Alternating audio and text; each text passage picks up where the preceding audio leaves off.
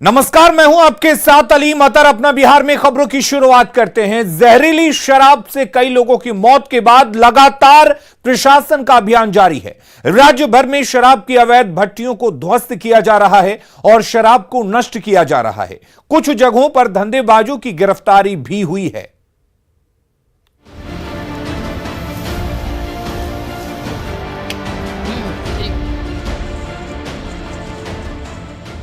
शराब नष्ट करने और भट्टियों को तोड़ने की ये तस्वीरें नवादा की हैं। पुलिस का ये एक्शन लगातार जारी है। पिछले दिनों जहरीली शराब से मौत के मामलों के बाद ये अभियान चलाया गया, जिसका मकसद शराब के अवैध कारोबार को पूरी तरह ध्वस्त कर देने का है। नवादा के कई इलाकों में उत्पाद विभाग और पुलिस ने अभियान चलाया। वारसलीगंज और अकबरपुर में कई जगहों पर छापेमारी की गई। इन दोनों जगहों पर कई भट्टियां चल रही थी।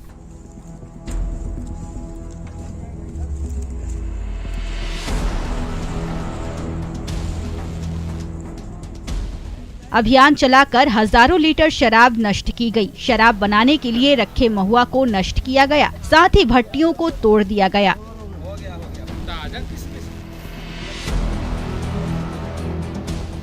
अकबरपुर के चेता बिगहा में 2 बड़ी भट्टियां चल रही थी, जिन्हें ध्वस्त कर दिया गया। साथ ही 110 लीटर शराब बरामद की गई और एक कारोबारी को गिरफ्तार किया गया।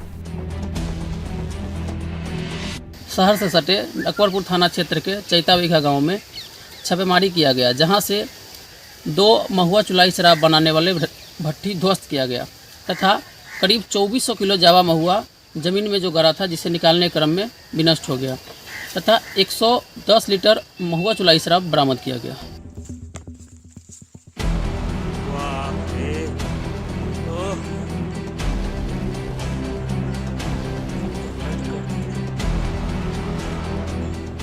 लखीसराय में भी कई जगहों पर छापेमारी की गई। चानन थाना क्षेत्र के कछुआ गांव में 1 दर्जन से ज्यादा शराब की भट्टियां चल रही थी। ये भट्टियां जंगली इलाके में चल रही थी। पुलिस जब वहां पहुंची तो कई ड्रामों में शराब और जावा मिले। इसके अलावा कई चूल्हे बने थे, जिन्हें तोड़ दिया गया। शुरू हुआ है।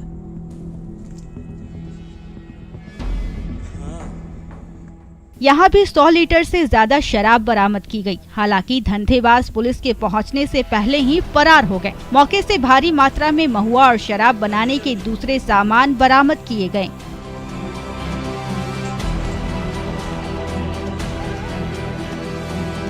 पूरे जिले का जो सेंसिटिव जोन है शराब के मामले में, वो सारा तैयार है और अलग अलग टीम के माध्यम से उस पर रेड हो रही है लगातार। बड़े शराब कारोबारियों के खिलाफ उनके लिए तो पहले से PMLA वगैरह के लिए भी कार्रवाई के लिए लिखा गया है। उसके अलावा हम लोग लगातार छापेमारी कर रहे हैं।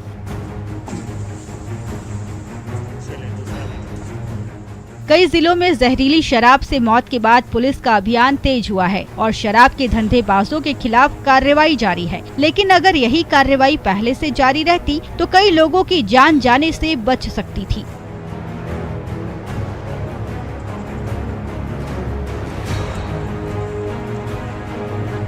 न्यूज़ 18 के लिए नवादा से अनिल विशाल और लखीसराय से राकेश कुमार की रिपोर्ट।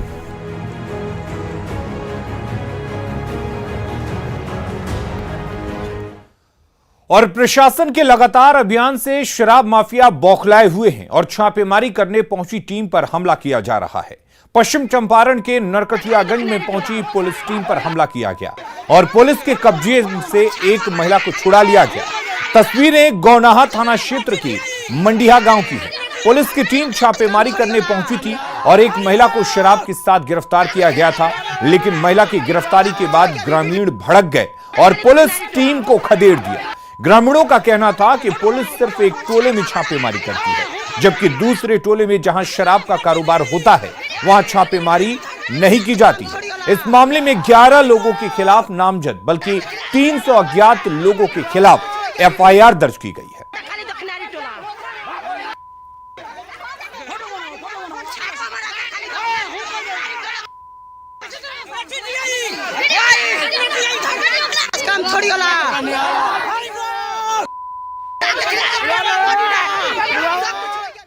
बीजेपी प्रदेश अध्यक्ष संजय जायसवाल ने एक बार फिर कहा है कि हर जिले में शराब के धंधे में बड़ा माफिया काम कर रहा है, जिसे पकड़ना जरूरी है। साथ ही उनके खिलाफ सख्त कार्रवाई की जरूरत है।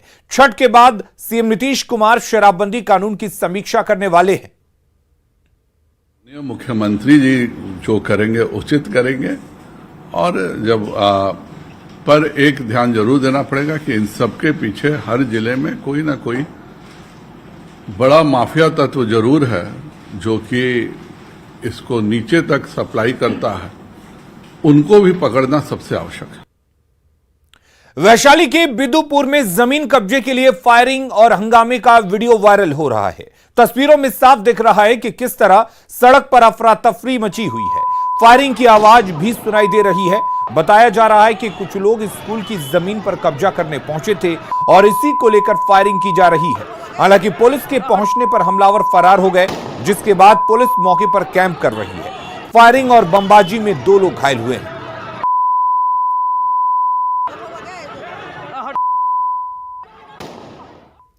खबर राजधानी पटना से है, जहां दिन दहाड़े अपराधियों ने लूट और फायरिंग की घटना को अंजाम दिया है। पाटलिपुत्र थाना क्षेत्र के अल्पना मार्केट में अपराधियों ने पेंट की दुकान में घुसकर लूटपाट की घटना को अंजाम दिया और दहशत फैलाने के लिए फायरिंग भी की। इस घटना को लेकर इलाके में अफरा तफरी मच गई।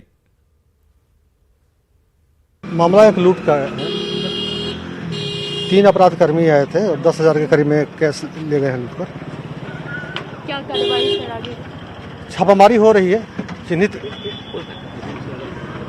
करने का प्रयास किया जा रहा है। नालंदा के राजगीर स्थित नालंदा यूनिवर्सिटी में आज से 3 दिवसीय छठा इंटरनेशनल धर्म धम्म सम्मेलन का शुभारंभ हुआ।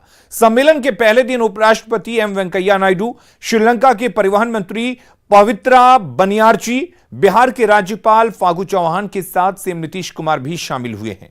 उपराष्ट्रपति एम वेंकैया नायडू ने धर्म धम्म सम्मेलन आयोजित करने के लिए नालंदा विश्वविद्यालय को बधाई दी। उन्होंने कहा कि कोरोना के बाद लोगों की चिंता को दूर करने के लिए, खुश रहने के लिए और मानव कल्याण के मार्ग ढूंढने के लिए शांति से ही विकास का मार्ग प्रशस्त होगा। सम्मेलन में देश विदेश के कई विद्वान और स्कॉलर शामिल हुए। India was known as Vishwaguru. We must Vishwaguru to give, to share knowledge, not to conquer others. To share and give knowledge so that the entire universe can live in peace. We must work in that direction. वहीं मुख्यमंत्री नीतीश कुमार ने corona को चीन की artificial बीमारी बताया।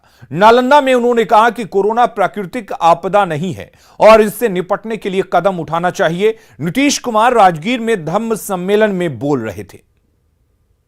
ये तो नेचुरल नहीं, ये तो बिल्कुल आर्टिफिशियल है। ये नेचुरल तो हो ही नहीं सकता, ये आर्टिफिशियल। और चाइना से इसकी शुरुआत हुई थी और जहां से ये फैला है, कहीं ये कोई सोच नहीं सकता है कि भाई कोई भी चीज पूरे दुनिया में फैल जाएगी।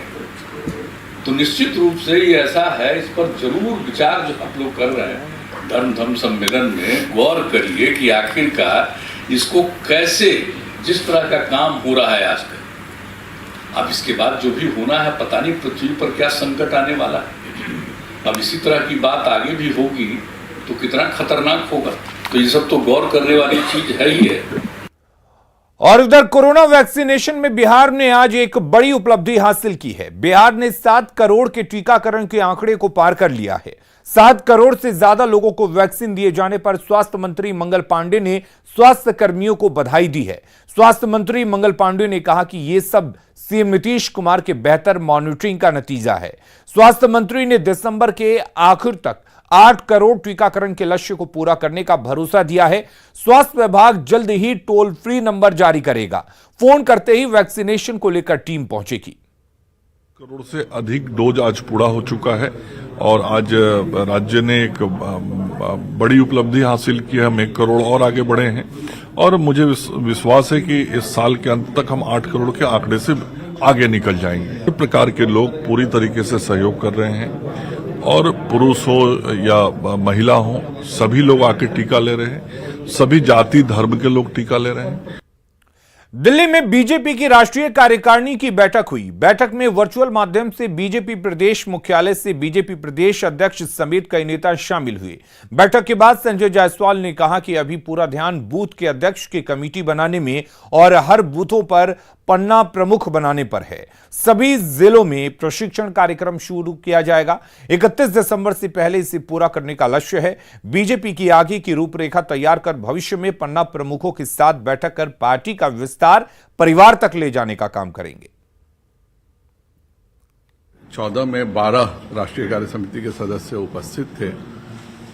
पार्टी ने यह तय किया है कि हम 31 दिसंबर तक 3 दिवसीय प्रशिक्षण कार्यक्रम हर जिले में करेंगे और यह रात्रि प्रवास के साथ होगा, जिससे कार्यकर्ताओं में और ज्यादा तारतम्यता बनी रहे। और अभी तक हम बूथों पे कार्यक्रम करते थे। पार्टी ने लक्ष्य तय किया है कि हमारे अगले स्थापना दिवस 6 अप्रैल तक हम हर बूथ पर पन्ना प्रमुख बनाएंगे। हर पेज में एक भाजपा का कार्यकर्ता खड़ा करेंगे और 6 अप्रैल के बाद जितनी भी बूथों पर बैठकें होंगी या कार्यक्रम होंगे वह सब पन्ना प्रमुख के साथ होंगे, जिससे भारतीय जनता पार्टी हर घर तक पहुंच सके। और अब बात महापर्व के महातैयारी की।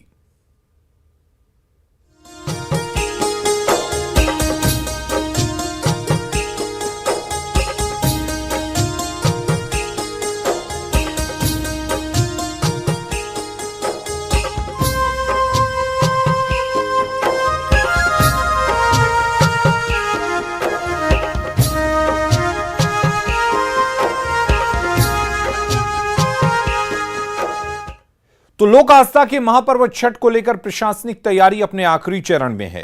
सरकार स्तर पर छठ को लेकर लगातार बैठकों का दौर जारी है। इधर पुलिस मुख्यालयों ने सभी जिलों के एसपी को छठ घाटों के अलावा सभी संवेदनशील स्थलों पर विशेष सुरक्षा व्यवस्था करने को लेकर आदेश जारी कर दिया है।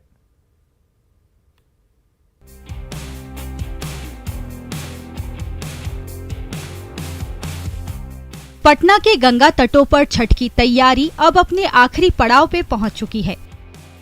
अधिकारी घाटों पर तैयारी का जायजा ले रहे हैं। पुलिस मुख्यालय ने सभी जिलों के एसपी को तमाम तरह के निर्देश जारी कर दिए हैं। एडीजी पुलिस मुख्यालय जितेंद्र सिंह गंगवर के मुताबिक छठ घाटों की सुरक्षा में पारा मिलिट्री फोर्स से लेकर बिहार विशेष पुलिस बल के साथ साथ जिला पुलिस बलों को तैनात किया गया है। बिहार का जो छठ महापर्व है उसकी तैयारियां पिछले दिनों से ही शुरुआत हो गई हैं। घाट की तैयारी, साफ सफाई की व्यवस्था, खतरनाक घाटों को चिन्हित किया जा रहा है। जो घाट खतरनाक होंगे उन पर प्रशासन के द्वारा बोर्ड लगा करके उसको बैरिकेडिंग करके बंद करने की कार्रवाई की जाएगी। माइकिंग अरेंजमेंट, लोगों के आने जाने की सुविधा, ट्रैफिक, पार्किंग, बहुत सारी चीजें हम लोग कर रहे हैं। एडीजी के मुताबिक पटना समेत राज्य के उन सभी घाटों पर सुरक्षा बलों की तैनाती के अलावा वॉच टावर बनाने का काम पूरा कर लिया गया है। साथ ही साथ सभी घाटों की निगरानी सीसीटीवी के जरिए की जाएगी। छठ के दौरान कहीं कोई गड़बड़ी न हो सके, इसके लिए सरकारी स्तर पर भी लगातार निगरानी की जा रही है। डिप्टी सीएम तारकिशोर प्रसाद ने बताया कि घाटों पर बेहतर व्यवस्था और समन्वय स्थापित करने का आदेश जारी किया गया है। साथ ही साथ इस बात की भी अपील प्रदेशवासियों से की जा रही है कि अगर संभव हो तो छठ व्रती घाटों के बजाय अपने अपने घर पर ही छठ पूजा करें। जितने भी छठ व्रती हैं उनसे मेरा आग्रह है कि अगर संभव हो तो आप अपने घर पर ही इस लोक आस्था के महापर्व को आप करें।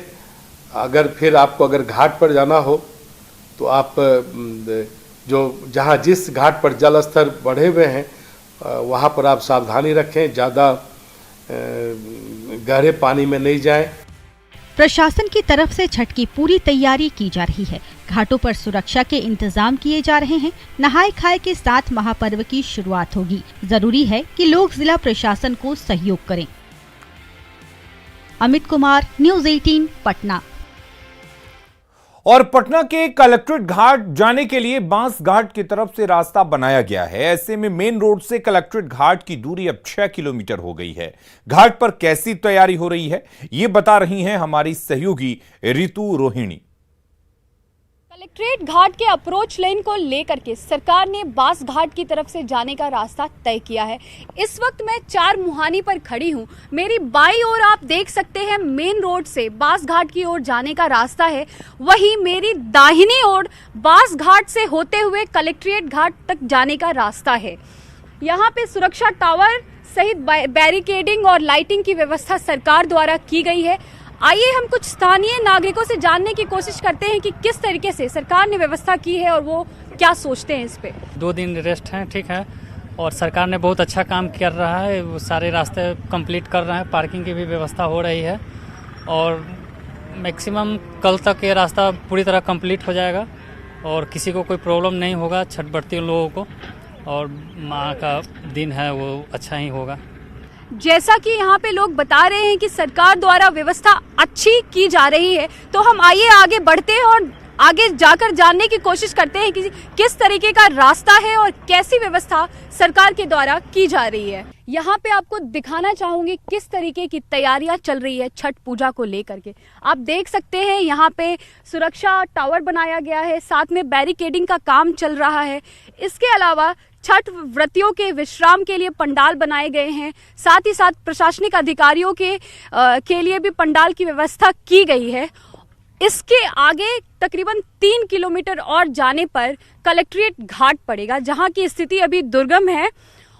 तो कुल मिलाकर के देखें तो मेन रोड से कलेक्ट्रेट घाट जाने के लिए छठ व्रतियों को 6 किलोमीटर लंबा रास्ता तय करना पड़ेगा। प्रशासन जो है वो जोर शोर से लगा हुआ है कि समय रहते इस रास्ते को दुरुस्त कर लिया जाए।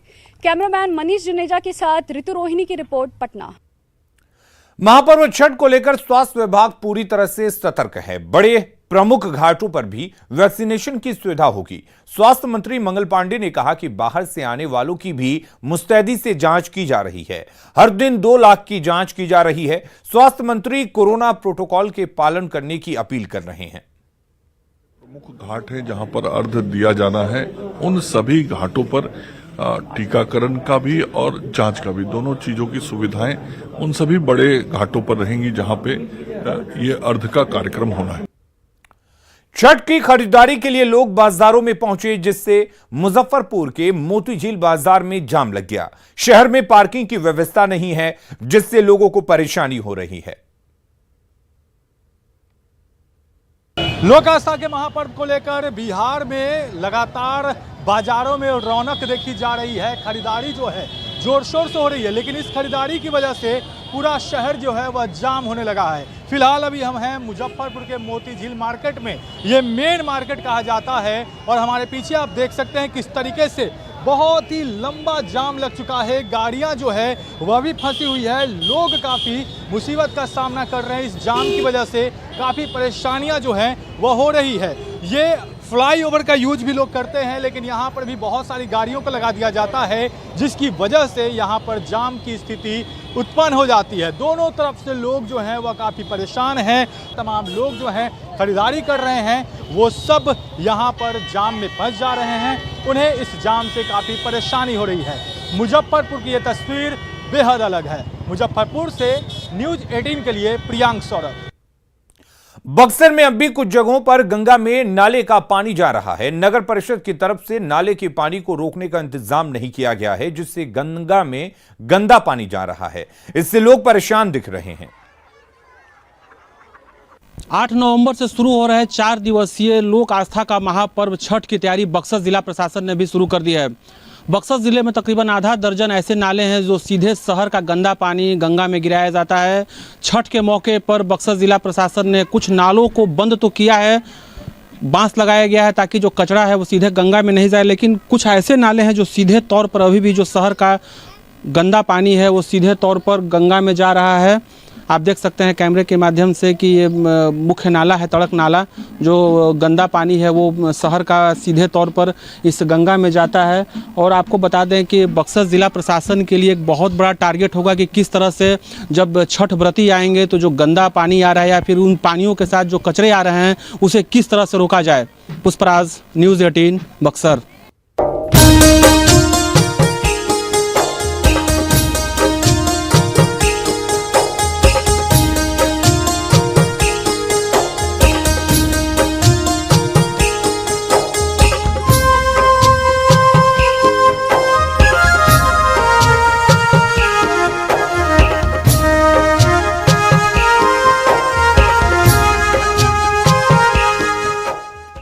और अपना बिहार के इस बुलेटिन में फिलहाल के लिए इतना ही, लेकिन खबरें लगातार जारी हैं। आप बने रहिए न्यूज़ 18 बिहार झारखंड के साथ।